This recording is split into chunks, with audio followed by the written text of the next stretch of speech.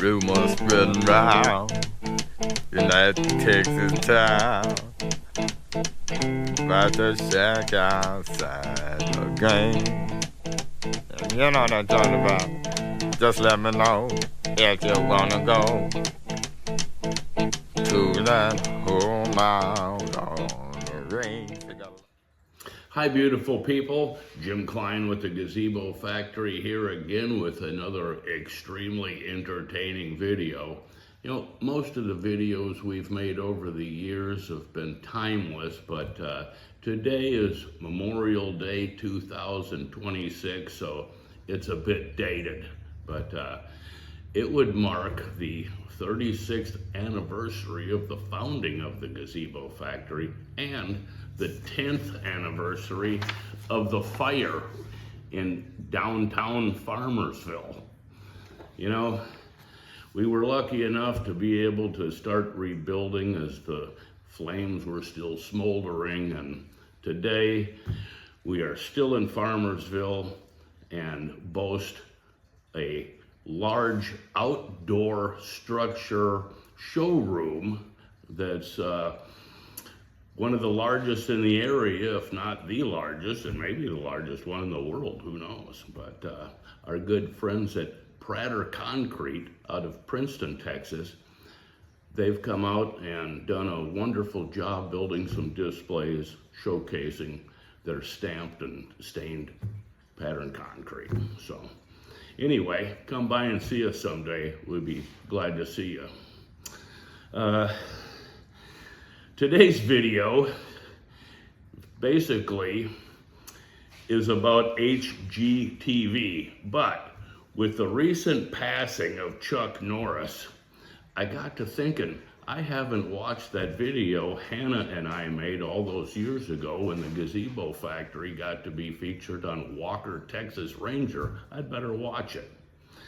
And as I'm watching it, I thought, you never made a video for the HGTV where you were featured on Superscapes.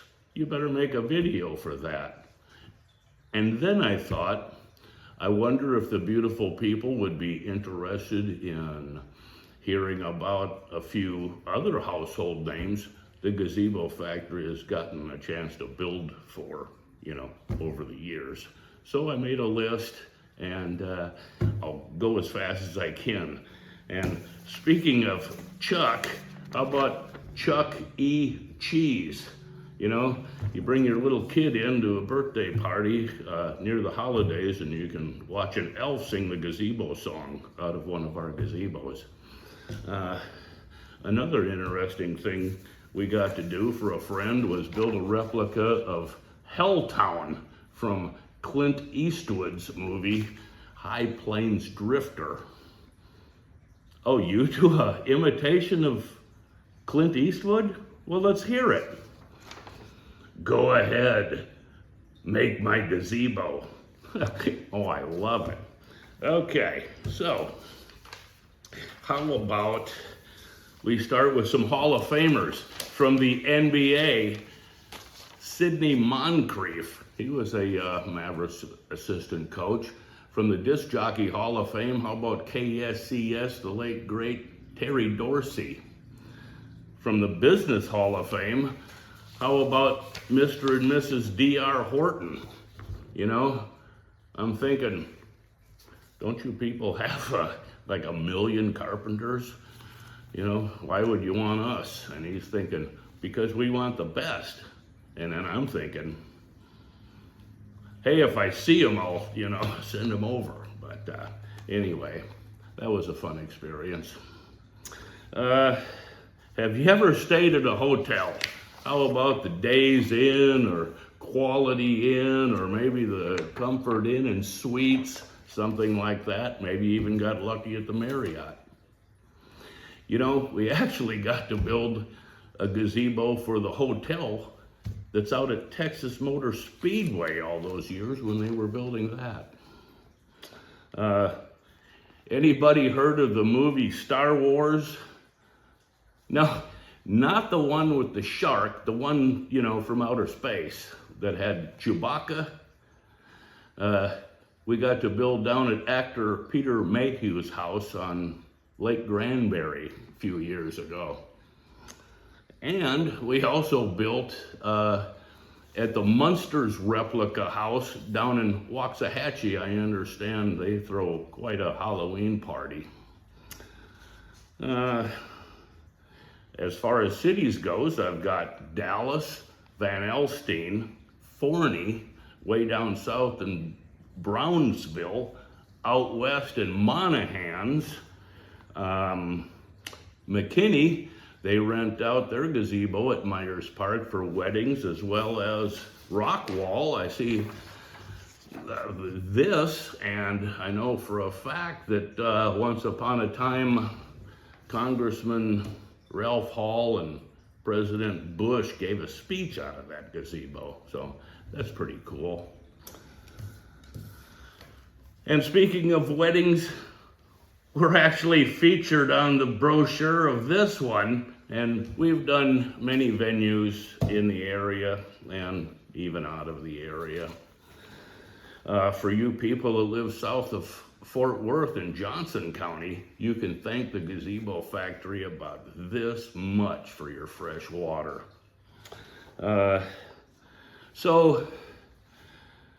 Also, we opened up the video with ZZ Top's LaGrange, and we're going to be closing the video with China Grove from the Doobie Brothers, because we got to build gazebos in both of those neat little Texas towns.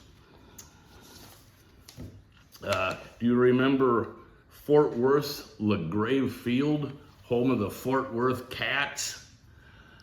Remember that? We built a beer garden for Miller Lite out there once upon a time. Maybe you got sick and you went to Baylor Medical Center, Navarro Medical Center in Corsicana, or perhaps the Presbyterian Village North. If you ever went to school, it might have been at San Angelo State University or the University of Texas, or maybe out in our area at Community ISD, where all the cool kids hang out. Oh, maybe you remember the old Walmart Hypermart in Garland. You've been around this area long enough and built there. Tom Thumb, the State Fairgrounds of Louisiana. We built down at the Dallas Arboretum. That's quite an accomplishment, really, if you think about it. How about defense contractor McDonnell Douglas and the U.S. Army? So, let's get to that HGTV video and put on the end of it Chuck Norris's Walker Texas Ranger. Thank you very much, and thanks for watching. Let's go check it out. Can we see the Says? Yeah. See what we have to work with. Walking through their house, I can see that Jim's brought quite a bit of Bali home with him. Well, here we are. Wow, what a fantastic space to work with.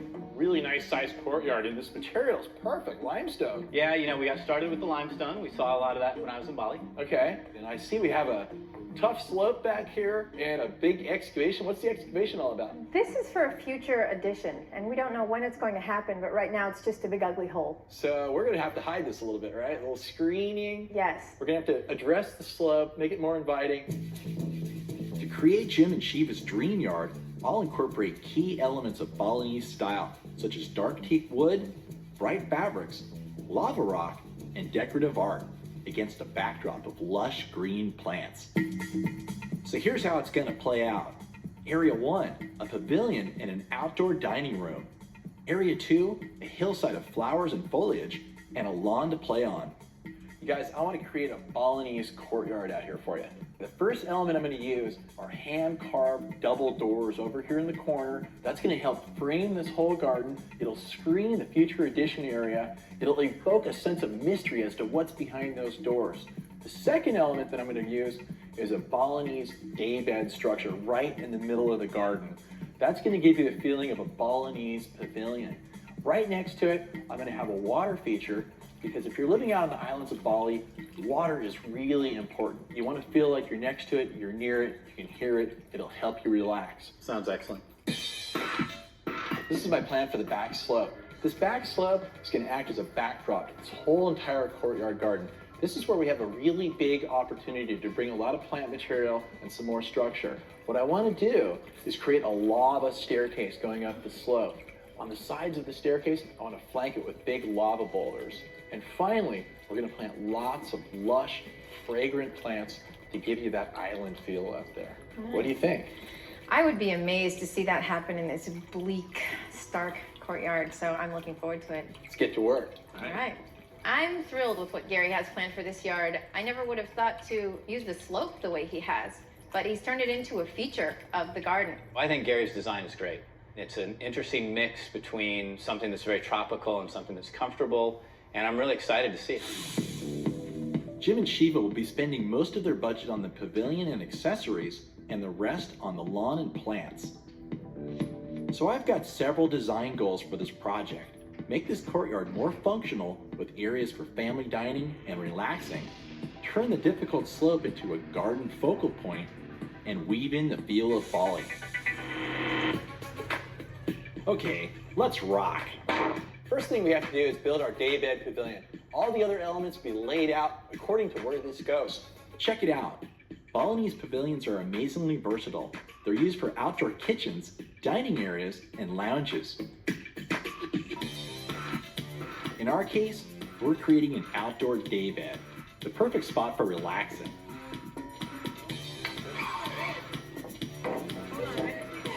Our homeowners ordered this daybed online.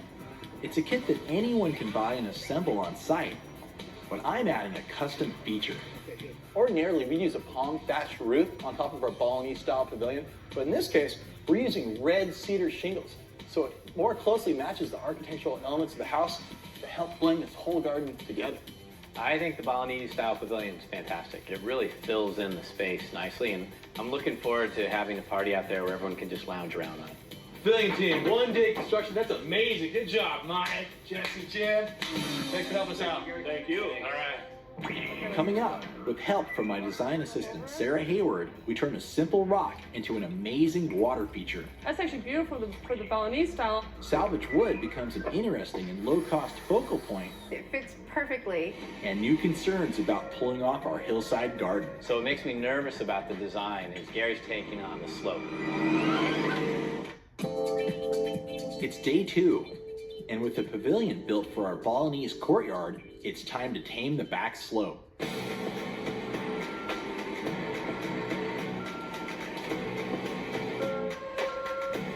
I'm shaving the slope of the hillside to make it less steep. This will make it easier for the family to get to the upper lawn terrace. We've established our grade on our slope. What we did is we took it down so it's not so steep. We created an upper terrace for a lawn, and we need to connect the lower patio to the upper terrace. We're going to do that with the lava staircase.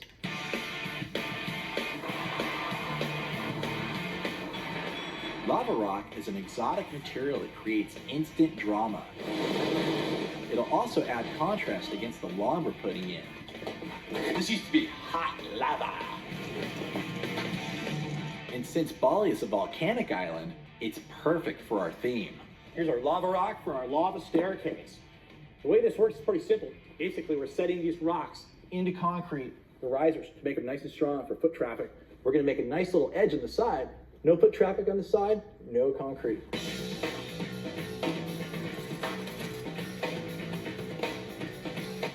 To top off the staircase, I'm using lava rock gravel for a perfect match. Beautiful.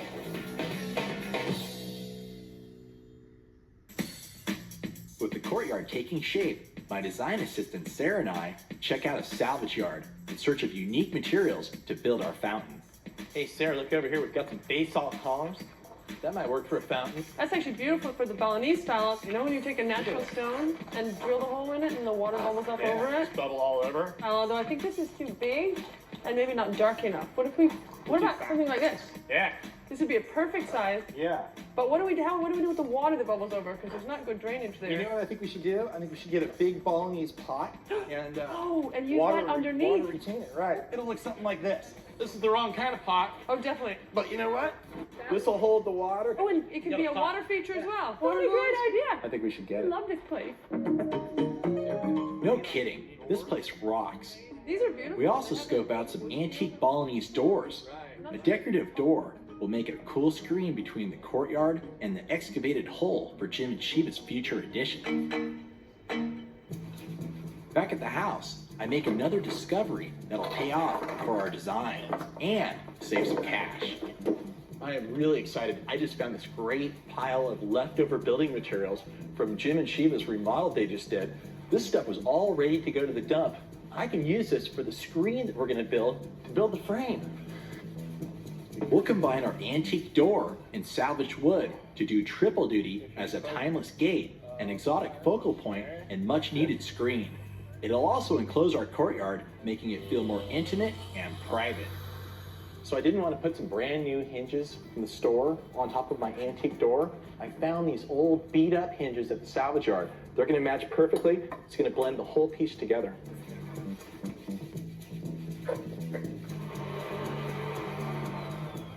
What do you think? It works. Let's try it out. Look at that. Pretty, huh? It's beautiful.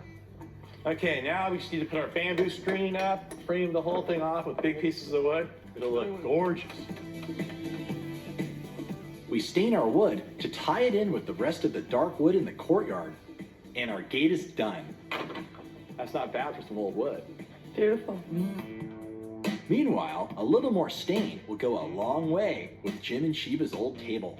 Shiva, you guys have some beautiful furniture. This table is magnificent. Thank you. Jim brought it all back from his life in Asia, and it's been sitting out and it's weathered. But it's actually the perfect wood, teak, right? Right. Which is sustainably harvested in Southeast Asia. And a lot of the wood that they use there is dark brown stained teak. So all we have to do to this is stain it, and we'll have a perfectly Indonesian style table. Believe it or not, teak is an ultra hardy wood, both indoors and out. Even if it's weathered, you can easily sand it down and stain it to bring out the rich color. This is pretty. It's so pretty. It's really gorgeous. I can't believe that we did this in, what, Sarah, 10 minutes? Oh yeah, or less. This is Yeah. incredible. I wish everything would fix up this easily. Yeah.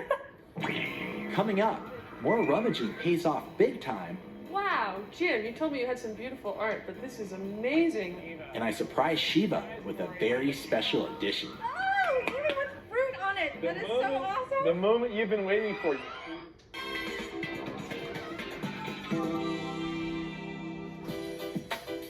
First up, Sarah and Shiva check out a pottery store to bring some bold color to our Balinese courtyard. I've selected a few things that I think would work really nicely. I want to start with a taller vertical pot that can accentuate the daybed and flank the two sides of the entry. Go bold with color when you go Bali. Try vibrant shades of orange, blue, and green. Because they'll pop against the dark of the wood and the white of the patio floor, and the colors really pick up that Southeast Asian style that we're going for. So I love these. I think if these are going in front of the daybed, I think there'll be a nice contrast to the bright orange cushion. yes, the green and orange will be beautiful together.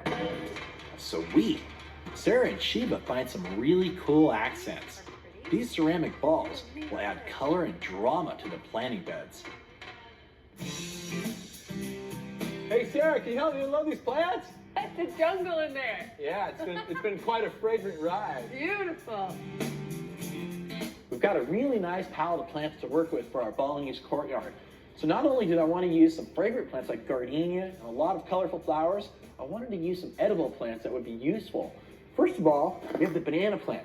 All bananas are native to Southeast Asia, but they're spread throughout the tropics now. It's an emblematic symbol of the tropics. It's going to look great in our garden. This guy will actually make some fruit within a year. And over here, we have a strawberry guava. You can actually see some guavas on it all ready to go. These guys will be ripe in a couple months.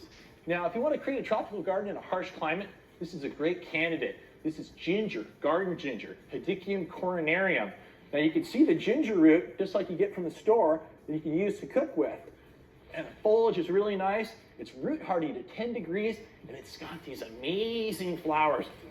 The fragrance is just unbelievable. If you get close enough to the camera, you can smell it, especially if you have HD. I'm planting a banyan tree, which is small enough that it won't overpower the hillside, yet tall enough to add vertical interest. Down here we have a mass planting of Camellia sasanqua. Camellia sasanqua is different from its cousin japonica in the fact that it has smaller foliage, smaller flowers, but it can take full sun, and it also blooms in fall. It's a great way to bring color to your garden that time of year. Another plant with a payoff, the Buddha's hand. It hits a grand slam with color, shape, fragrance, and taste. It's also Shiva's favorite.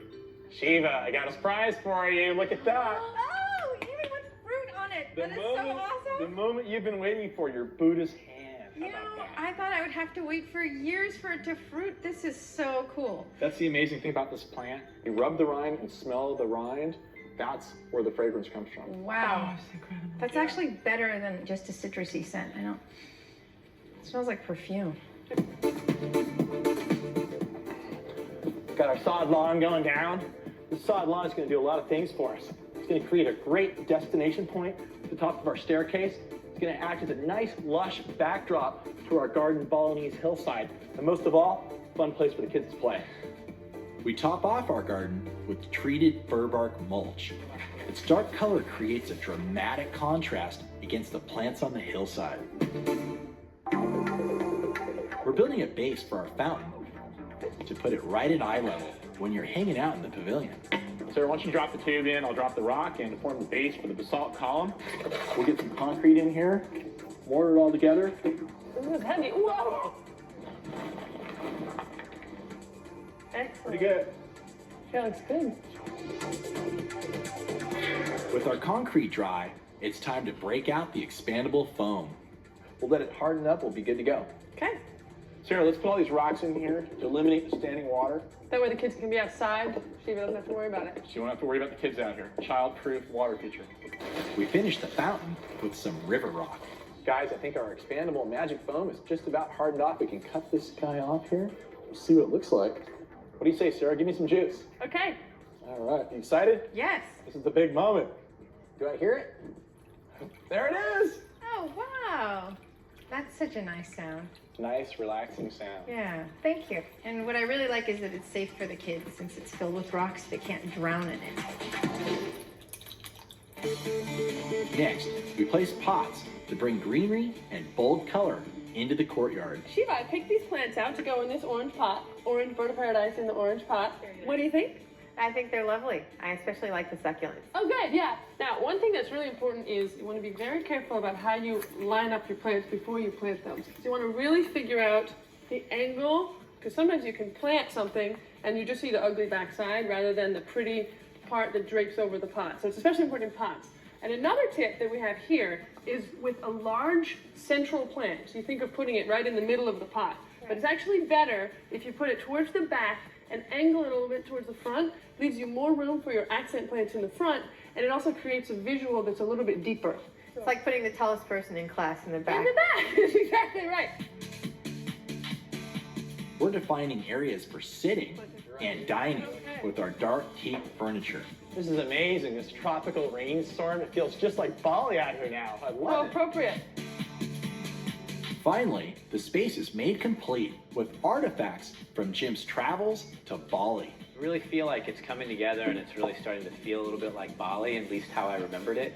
And I just think that it'll be a really neat, relaxing play area for my wife and my kids, and I look forward to telling them many stories about Bali while I'm there.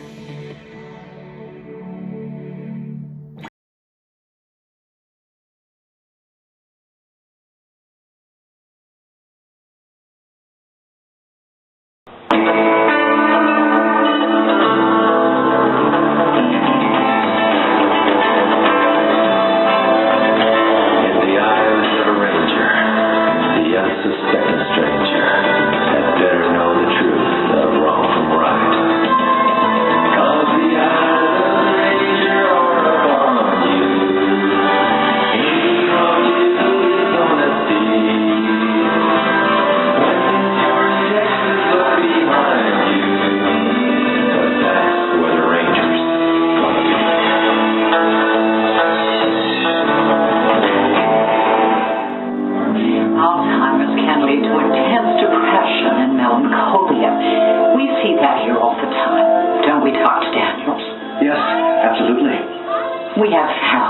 high level of stress can result in cardiac arrest and sometimes even death. What do you think, Doctor? Daniels? What do you think? Oh, well, I agree with Dr. Monroe. Cardiac arrest brought on by an acute anxiety attack. Well, we'll see what the medical examiner says after the autopsy. By all means, Miss Leonard, if it will make you feel better. Yes, it will make me feel better, yes. Well, then, we'll arrange to... I'll have the coroner pick up the body. Thank you. Let's get you out of here. We are so sorry for your loss. My God, she's so beautiful. An autopsy. Of all the rotten luck, a meddling Texas Ranger. None of the other families you thought to ask about an autopsy. What if the new compound shows up during the autopsy? Won't prove a thing.